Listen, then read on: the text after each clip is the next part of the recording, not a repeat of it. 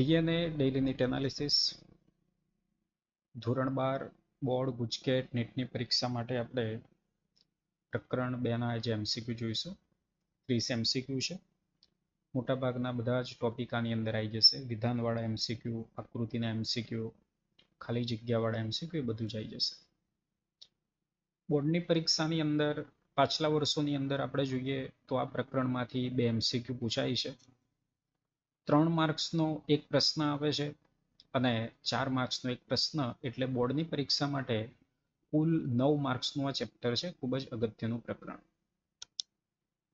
નીટની પરીક્ષાની અંદર પણ જોઈએ તો પાછલા વર્ષોની અંદર 3 થી 4 એમસીક્યુ આ પ્રકરણમાંથી પૂછાયા છે અને એ જ રીતે ગુજકેટની પરીક્ષાની અંદર પણ 3 થી 4 એમસીક્યુ આ પ્રકરણમાંથી પૂછાય. 3 એમસીક્યુ એવરેજ અંદાજ. પહેલો જ એમસીક્યુ આપણે જોઈશું. પહેલો જ આપણો જે ટોપિક છે માનવ પ્રજનન તંત્ર અને એની અંદર શુક્રપિંડ. શુક્રપિંડની આંતરિક રચનાનો એમસીક્યુ બોર્ડની પરીક્ષામાં 3 માર્ક્સની અંદર પૂછાઈ ચૂકેલો છે. એમસીક્યુ અહીંયા એમ છે, જો કેટલાક કારણોસર મનુષ્યના પ્રજનન તંત્રમાં શુક્રવાહિકાઓ બંધ થઈ જાય તો શુક્રકોષનું જે વહન થવું જોઈએ એ શુક્રકોષનું વહન ક્યાંથી નહીં થાય. તો જો શુક્રકોષોનું જે નિર્માણ થવાનું છે એ શુક્રોત્પાદક નલિકાની અંદર થવાનું. સહાયક નલિકાઓ જે આપેલી છે એની અંદર આપ્યું આપણને કે શુક્રપિંડની શુક્રોત્પાદક નલિકાઓ વૃષ્ણજાળ મારફતે શુક્રવાહિકાઓમાં ખુલે અને શુક્રવાહિકાઓ જે આવેલી હોય એ શુક્રવાહિકાઓ ખુલે છે અધિવૃષ્ણ નલિકાની અંદર. અધિવૃષણ નલિકાની અંદર. એટલે અહીંયા જો શુક્રવાહિકાઓ બંધ થઈ જાય તો શુક્રકોષો આગળ અધિવૃષણ નલિકાની અંદર જઈ શકશે નહીં. તો પહેલો ઓપ્શન અધિવૃષ્ણ નલિકાથી શુક્રવાહિની નહીં આવે, અંડપિંડથી ગર્ભાશય નહીં આવે, યોનિમાર્ગથી ગર્ભાશય તરફ, શુક્રપિંડથી અધિવૃષણ નલિકા તરફ. જવાબ થશે 4. શુક્રોત્પાદક નલિકાઓની બહારના વિસ્તારને આંતરાલ્ય અવકાશ કહેવાય કે જેમાં એકનો સમાવેશ થતો નથી. રુધિરવાહિનીઓ, રોગ પ્રતિકારકતા માટેના જે સક્ષમ કોષો છે, લેડિંગના કોષો કે સર્ટોલી કોષો. તો અહીંયા આપણે જે આકૃતિ તમે જો ચોપડીની અંદર, અને સર્ટોલી કોષો જે છે એ સર્ટોલી કોષો શુક્રોત્પાદક નલિકાની અંદર આવેલા છે. એટલે આંતરાલ્ય અવકાશમાં એનો સમાવેશ થતો નથી. આ એમસીક્યુ જ્યારે તમે સોલ્વ કરો છો, વિડીયો જોઈ રહ્યા છો, તો એ દરમિયાન આપણી એનસીઆરટીની ટેક્સ્ટ બુક પણ જોડે રાખવી અને જે એમસીક્યુ આવે, જે ટોપિક આવે છે એની અંદર જોવું તમારે, તો તમને ખ્યાલ રહેશે. સર્ટોલી કોષો આપણે આગળ પણ આવવાનું છે. શુક્રકોષ જનનની જે ક્રિયાવિધિ થતી હોય તો એની અંદર પણ એ શુક્ર કાયાંતરણની ક્રિયાવિધિ છે એના ઉપર મદદરૂપ થાય અને અંતઃસ્ત્રાવ FSH ને એ બધી બાબત આગળ પાછી શુક્રકોષ જનનમાં પણ આવે. આગળનો એમસીક્યુ આકૃતિ. હવે જો બોર્ડ, ગુજકેટ, નીટ માટે આકૃતિઓ બધી ખાસ ધ્યાનમાં રાખજો તમે. પાછલા વર્ષોની અંદર આપણે બધું જોઈએ તો આકૃતિના એમસીક્યુ આપણે પૂછાય છે વધારે. અહીંયા આપણને આકૃતિ આપેલી છે સ્તન ગ્રંથિનો છેદની. એમાં ABCD આપ્યું, પણ એમસીક્યુ એવો છે કે સાચા નામ નિર્દેશન માટેનો વિકલ્પ આપણે પસંદ કરવો. હવે પેલો વિકલ્પ જોઈએ આપણે, એ તુંબિકા. એ તુંબિકા નથી. એ ભાગ કોનો છે? નિપલનો ભાગ છે, એટલે એ ખોટું થઈ ગયું. બી તુંબિકા. બી ભાગ તુંબિકા નથી. બી ભાગ જે આવેલો છે એ બી ભાગ દૂધ નળીનો ભાગ છે, એટલે પણ ખોટું થઈ ગયું. સી ભાગ દૂધ વાહિની, તો એ આપણને ભાગ આપેલો છે સ્તન નલિકા, તો એ પણ નહીં થાય. અને ડી ભાગ પેક્ટોરાલિસ મેજર સ્નાયુ. આ ધ્યાનથી શબ્દ જોજો. ઘણા બધા વિદ્યાર્થીઓ એવા છે કે આજે કદાચ તમે શબ્દ આકૃતિમાં જોયો હોય તો આ ટીક કરી દેજો. પહેલા દરેક પ્રકરણની આકૃતિઓને ધ્યાનથી તમે જુઓ. નામ દિગ્દર્શન એનું બોલપેન પેન્સિલ પોઈન્ટ કરીને એક એક યાદ રાખો તમે. આકૃતિ આધારિતના MCQ, આકૃતિ આધારિત સાચું ખોટું, એની અંદર પણ આ ખૂબ જ કામ લાગશે તમારે. તો આપણો જે ઉરસનો વિસ્તાર છે એની અંદર જે સ્નાયુ આવેલા છે એનું નામ છે પેક્ટોરાલિસ મેજર્સ સ્નાયુ. આગળનો MCQ બાહ્ય જનનાંગો અથવા બાહ્ય જનનેન્દ્રિયોની અંદરથી છે. બગ શિશ્ન એ નાની આંગળી જેવી રચના છે જે બે ખાલી જગ્યા એક્સના ઉપલી જોડાણ પર અને વાય છિદ્ર મુખ ઉપર આવેલું છે. એક્સ અને વાય માટેનો સાચો વિકલ્પ આપણે પસંદ કરવાનો. આ પણ પ્રશ્ન 3 માર્ક્સની અંદર આપણને પૂછાય બોર્ડની પરીક્ષાની અંદર, જોડકાની અંદર, ખરા ખોટા વિધાનમાં આવે અને આ રીતે ખાલી જગ્યામાં છે.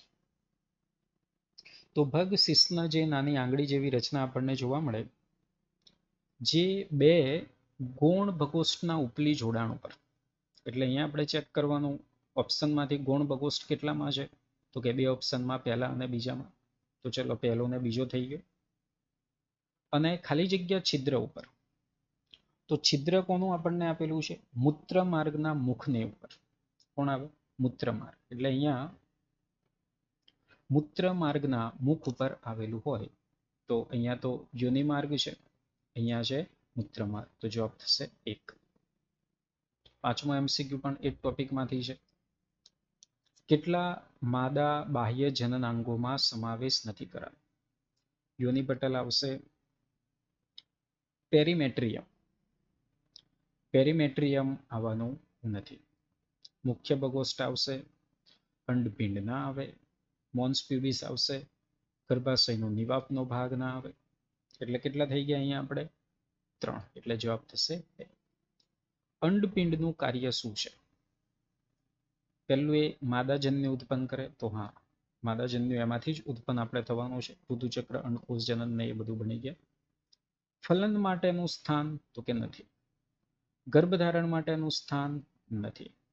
તે કેટલાક સ્ટીરોઇડલ અંતસ્ત્રાવ ધરાવે છે, મતલબ કે ઉત્પન્ન એના દ્વારા થવાના છે. તો આ થશે, એટલે જવાબ થશે એ અને ટી. આગળ 7મો MCQ પણ આપણે સ્તન ગ્રંથિની અંદરથી છે. ક્રિયાશીલ સ્તન ગ્રંથિએ બધી માદા સસ્તન પ્રાણીઓની લાક્ષણિકતા જે દરેક સ્તનની ગ્રંથિમય પેશીને ખાલી જગ્યામાં વહેંચવામાં આવે કે જેમાં કોષોનો સમૂહ હોય જેને સ્તન કુપિકા કહેવામાં આવે. તો ખંડોની સંખ્યા પહેલા તો આપણને ખબર પડી ગઈ 15 થી 20 સંખ્યા છે. 15 થી 20 વાળા બે ઓપ્શન છે, બીજો ને ત્રીજો. એ સિવાય કુપિકાના કોષો દ્વારા સ્ત્રવતું દૂધ જે કુપિકાના પોલાણમાં સંગ્રહ પામે અને કુપિકા ખાલી જગ્યાની અંદર એ ખુલે છે. તો કુપિકા ખુલવાની છે સ્તન નલિકામાં, અને સ્તન નલિકા આવે એવો ઓપ્શન અહીંયા થઈ ગયો ત્રીજો. ત્યાર પછી સ્તનવાહિની, ખંડની ભેગી મળીને સ્તનવાહિની બનાવે, અને ઘણી સ્તન તુંબિકા ભેગી મળી પહોળી સ્તન તુંબિકા બનાવે, અને જે દૂધવાહિની સાથે જોડાયેલી હોય છે. એટલે એ થઈ ગયું 15 થી 20, બી થઈ ગયું સ્તન નલિકા, સી થઈ ગયું સ્તન વાહિની, ડી થઈ ગયું સ્તન તુંબિકા, અને ઈ થઈ ગયું દૂધ વાહિની. આગળ શુક્રકોષ જનન દરમિયાન દ્વિતીય અર્ધીકરણ ખાલી જગ્યાની અંદર થાય છે. ચાર્ટ એનો જોવો તમે, ચલો ચોપડીની અંદર. આદિ શુક્રકોષ સમવિભાજન થયું, પ્રાથમિક પૂર્વ શુક્રકોષ બન્યો. પ્રાથમિક પૂર્વ શુક્રકોષનું પ્રથમ અર્ધીકરણ થાય, એમાંથી બને દ્વિતીય પૂર્વ શુક્રકોષ. દ્વિતીય પૂર્વ શુક્રકોષનું દ્વિતીય અર્ધીકરણ થાય અને પ્રશુક્રકોષનું નિર્માણ થાય. એટલે દ્વિતીય અર્ધીકરણ ખાલી જગ્યા દરમિયાન તો દ્વિતીય પૂર્વ શુક્રકોષ પ્રશુક્રકોષની અંદર દ્વિતીય અર્ધીકરણ દ્વારા રૂપાંતરણ પામે છે. આગળ 9મો MCQ. અંડકોષ જનન દરમિયાન પ્રથમ અર્ધીકરણ વિભાજન ખાલી જગ્યા તબક્કે પૂરું થાય છે. તો પ્રથમ અર્ધીકરણ વિભાજન અંડકોષ જનન તમે જુઓ એટલે ખ્યાલ આવશે. પ્રાથમિક અંડપુટિકામાં પ્રાથમિક પૂર્વ અંડકોષ, દ્વિતીય અંડપુટિકામાં દ્વિતીય પૂર્વ અંડકોષ. તૃતીય અંડપુટિકામાં પ્રાથમિક પૂર્વ અંડકોષ. તૃતીય અંડપુટિકાની અંદર પ્રાથમિક પૂર્વ અંડકોષ જે છે એ તબક્કેનું પ્રથમ અર્ધીકરણ અહીંયા પૂરું થાય. અને પ્રથમ જે અર્ધીકરણ થાય એ કેવા પ્રકારનું થતું હતું? અસમાન પ્રકાર. કેવા પ્રકારનું થતું હતું? અસમાન પ્રકારનું અર્ધીકરણ. એના આધારિત આગળ પણ બીજું MCQ આવશે. ગોનેડોટ્રોપિન્સ FSH અને LH નો સમાવેશ થાય છે. નીચેનામાંથી કયું કાર્ય LH નું નથી? પરિપક્વ પુટિકાઓના અંડપાતને ઉત્તેજે તો કે એનું કાર્ય છે 14મા દિવસે મધ્યની અંદર. કોર્પસ લ્યુટિયમની જાળવણી કરશે. લેડિંગના કોષોના સમૂહને ઉત્તેજિત કરે છે ને નરની અંદર. કોની અંદર આ કાર્ય થવાનું? નરની અંદર. એ ભૂલ ના પડે. નર માદા બંનેમાં FSH LH પોતપોતાનું કાર્ય કરશે. અંડપુટિકાઓની વૃદ્ધિને ઉત્તેજે. આ કાર્ય નથી એટલે જવાબ અહીંયા થઈ જવાનો અંડપુટિકાની વૃદ્ધિને ઉત્તેજે. આના માટે કોણ આવશે? આપણે FSH અંતઃસ્ત્રાવ. આગળ, નીચે પૈકી કેટલા વિધાનો યોગ્ય નથી? પહેલું જ વિધાન આપણે જોઈએ. ઉદરના નીચેના ભાગે બંને પાર્શ્વ બાજુએ અંડપિંડ ગોઠવાયેલા છે.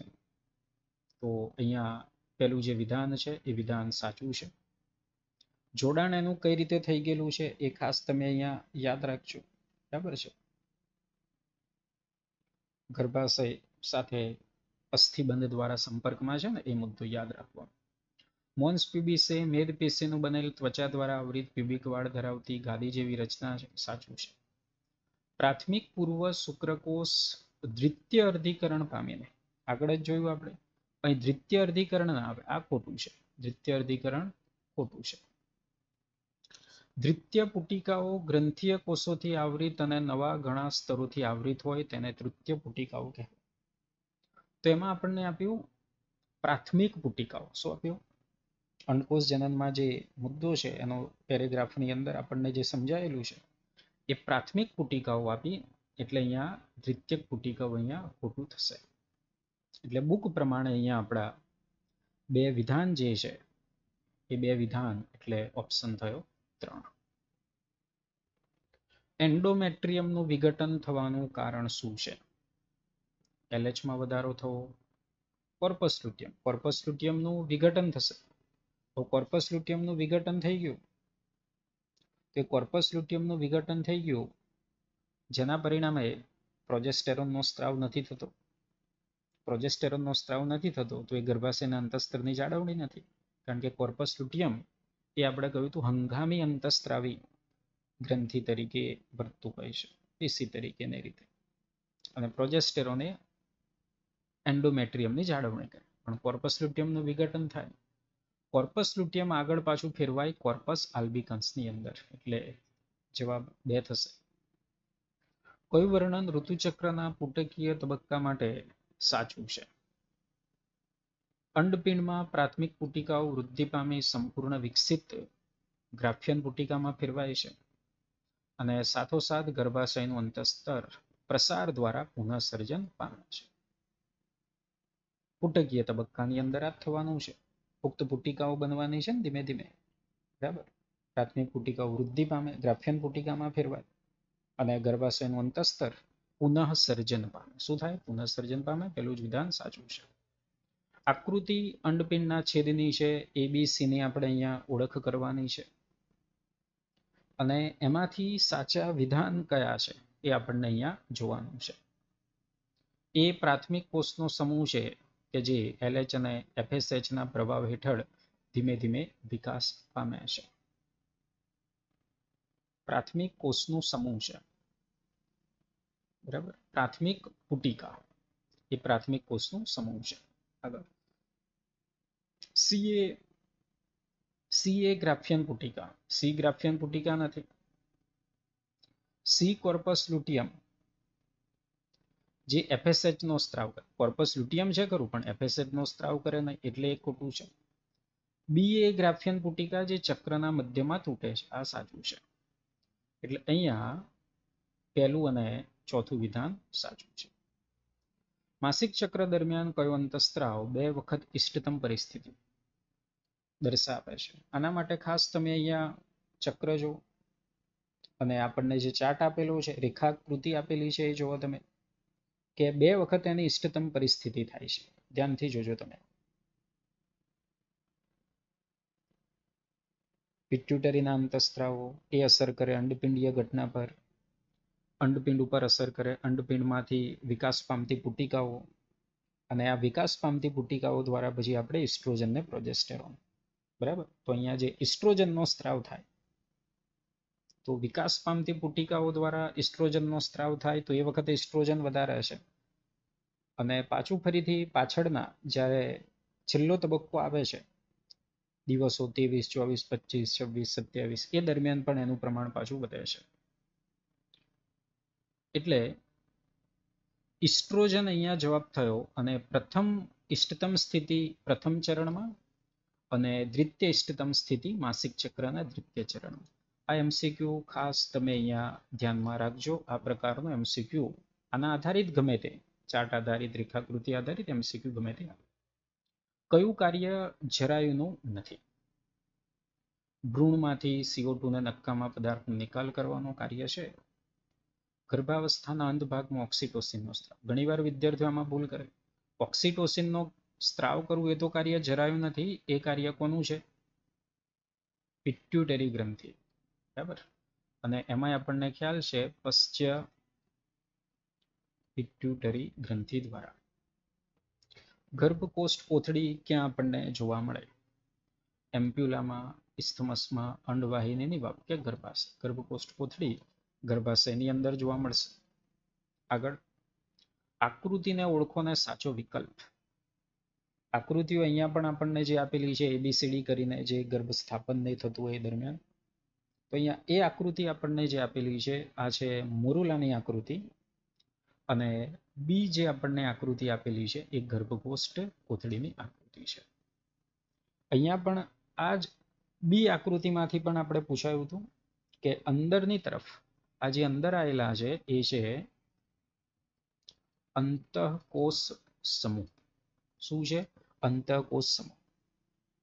અને અંતઃકોષ સમૂહ આગળ વિભેદન પામે ગર્ભ તરીકે. અને અહીંયા બહારની તરફ જે આવેલા છે એ છે પોષક કોષો. બહાર કોણ છે? પોષક કોષો. અને પોષક કોષોની અંદરથી નિર્માણ થાય આગળ બાહ્ય ભ્રૂણીય કલાઓ. શું બનશે? બાહ્ય ભ્રૂણીય કલાઓ. તો આ ધ્યાનમાં રાખજો ખાસ. આકૃતિ પણ MCQમાં પાછલા વર્ષોમાં પૂછાયેલી છે. બહારથી અંદર તરફ અંડકોષ જે આપણો છે તો એના સ્તરો કયા થવાના છે? સૌથી બહારનું સ્તર કોરોના રેડિયેટા, ઝોના પેલ્યુસિડા અને પેરીવિટેલાઇન અવકાશ. તો આ પહેલો જ છે. આકૃતિ જો ખ્યાલ આવી જશે.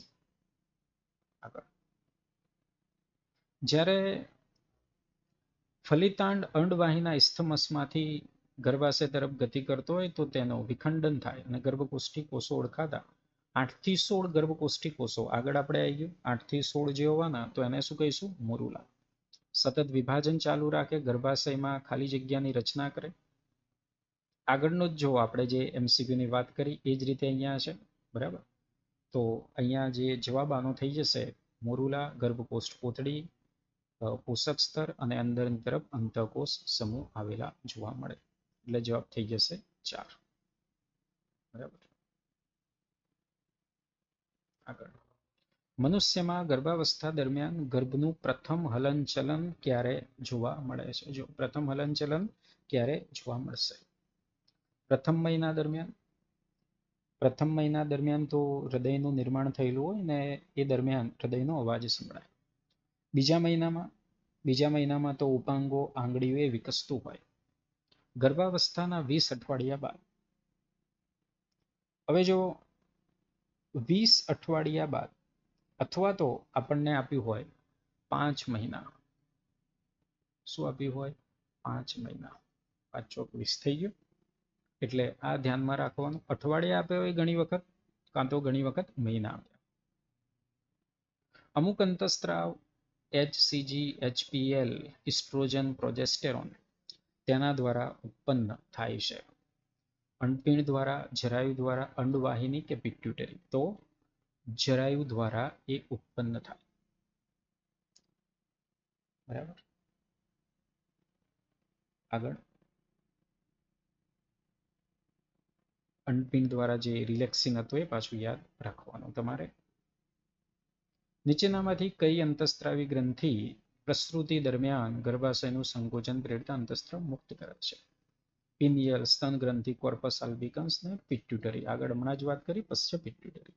કોલોસ્ટ્રમની અંદર ખાલી જગ્યા એન્ટીબોડી છે. કોલોસ્ટ્રમની અંદર આવેલું છે આઈજી એન્ટીબોડી. હવે તમે જણાવજો આઈજી એન્ટીબોડી કયા પ્રકારની પ્રતિકારકતા કહેવાય? આઈજી એન્ટીબોડી કોમેન્ટની અંદર જણાવજો. પ્રતિકારકતાનો પ્રકાર કયો છે? સક્રિય છે, નિષ્ક્રિય છે, કુદરતી છે, કૃત્રિમ છે? એટલે સક્રિય કુદરતી કે કૃત્રિમ છે, નિષ્ક્રિય કુદરતી કે કૃત્રિમ છે, આ જણાવો તમે. ઓક્સિટોસિન ગર્ભાશયની દિવાલ નીચેના કયા સ્તરો પર એ કાર્ય કરે છે? એન્ડોમેટ્રિયમ તો અંદરનું સ્તર, પેરીમેટ્રિયમ, મેસોમેટ્રિયમ, માયોમેટ્રિયમ પર મધ્ય સ્તર જે આવેલું પરિખિત સ્નાયુનું બનેલું એ ખાસ યાદ રાખજો. કેવા સ્નાયુ? પરિખિત સ્નાયુનું બનેલું. 26મો, નીચેના વાક્યો વાંચો, સાચા વિધાનવાળો વિકલ્પ પસંદ કરો. પ્રસૃતિ દરમિયાન ઓક્સિટોસિન ગર્ભાશયનું શક્તિશાળી સંકોચન પ્રેરે છે. પ્રસૃતિ પછી ઓક્સિટોસિન દૂધ સ્ત્રાવને ઉત્તેજે. બાળ જન્મ દરમિયાન ઓક્સિટોસિનને કારણે પ્રસૃતિની પીડા થાય છે. જરાયુને અંડપિંડમાંથી ઓક્સિટોસિનનો સ્ત્રાવ થાય છે. જરાયુ અને અંડપિંડમાંથી ઓક્સિટોસિનનો સ્ત્રાવ થાય. આ વિધાન કેવું થયું? ખોટું. બાકીના 3 વિધાન સાચા હશે. નીચેનામાંથી કયા અંતઃસ્ત્રાવમાં થતો વધારો એ ગ્રાફિયન પુટિકામાંથી અંડકોષના મુક્ત કરવા માટે જવાબદાર છે? ઋતુચક્રના મધ્યની અંદર LHની પરાકાષ્ઠા, LHનું પ્રમાણ વધે છે. પ્રશુક્રકોષોનું શુક્રકોષમાં રૂપાંતરણ કરવામાં મદદ કરતા કારણો નીચેનામાંથી કયા કોષો દ્વારા ઉત્પન્ન થાય? લેડિંગના કોષો, સર્ટોલી કોષો, આદિ શુક્રકોષ અને બે બંને. કારણો, કારકો શું આવશે? કારકો. શુક્રકાયાંતરણની અંદર મદદરૂપ થશે સર્ટોલી કોષો. એક માણસ જન્યુજનન દરમિયાન, હવે આ MCQ જોજો, 100 દ્વિતીય પૂર્વ અંડકોષ અને 100 દ્વિતીય પૂર્વ શુક્રકોષમાંથી કેટલા અંડકોષ અને શુક્રકોષ ઉત્પન્ન થાય? તો જો 100 દ્વિતીય પૂર્વ અંડકોષ છે તો એની અંદરથી બનવાના 100 જ છે. હવે જો એક દ્વિતીય પૂર્વ શુક્રકોષ હોય તો એકની અંદરથી 2 શુક્રકોષ બને. તો 100 ની અંદરથી કેટલા બનશે? 200 બનશે. ચાર્ટ જુઓ તમે શુક્રકોષ જનનનો, તરત ખ્યાલ આવી જશે. ખબર પડી 100 દ્વિતીય પૂર્વ અંડકોષ છે તો 100 જ બનવાના છે. અને 100 દ્વિતીય પૂર્વ શુક્રકોષ હોય, શુક્રકોષ જનનનો ચાર્ટ જુઓ તમે, જોયો તો એકમાંથી 2 બને તો 100 માંથી કેટલા બનશે? અહીંયા 200 બનશે. તો જવાબ થશે 4. અંડકોષ જનન માટે નીચેનામાંથી કયું વિધાન ખોટું છે? ગ્રાફિયન પુટિકા તૂટે, અંડપિંડમાંથી દ્વિતીય પૂર્વ અંડકોષ મુક્ત થાય, અંડપતન કહેવાય, સાચું છે. અંડકોષ જનન ગર્ભાવસ્થા દરમિયાન શરૂ થઈ જાય, ભ્રૂણ અવસ્થામાં અંડપિંડ બને તો લાખો માતૃ અંડકોષ આવેલા હોય છે, આ સાચું છે. પ્રાથમિક પૂર્વ અંડકોષમાં દ્વિતીય અસમાન અર્ધીકરણના પરિણામે. પ્રાથમિક પૂર્વ હોય તો અહીંયા દ્વિતીય થવાનું હજુ છે નહીં, એટલે આ વિધાન ખોટું છે. તો જવાબ થઈ ગયો 3. તો મોટાભાગના બધા જ ટોપિકના આપણે MCQ આવરી લીધેલા છે. આવતીકાલે પ્રકરણ 3ના ફરીથી આપણે 30 MCQ જોઈશું. બધા જ પ્રકારના આવી જાય MCQ. સાથે તમને કોઈ પણ ટોપિકની અંદર પણ ડાઉટ હોય તો ડાઉટ તમે જણાવજો, તો એની થિયરી પણ આપણે જોઈ લઈશું. અને આપણી જે એપ્લિકેશન છે DNA daily NEET analysis, play સ્ટોરની અંદરથી ડાઉનલોડ કરી લેજો. અને આ જે PDF છે એ PDF MCQની એમાંથી તમને મળી જશે. અને કોઈ ડાઉટ હોય તો જણાવજો તમે થિયરીનો. અને આવતીકાલે આપણે પ્રકરણ 3ના MCQ જોઈશું, પ્રાજનિક સ્વાસ્થ્યના.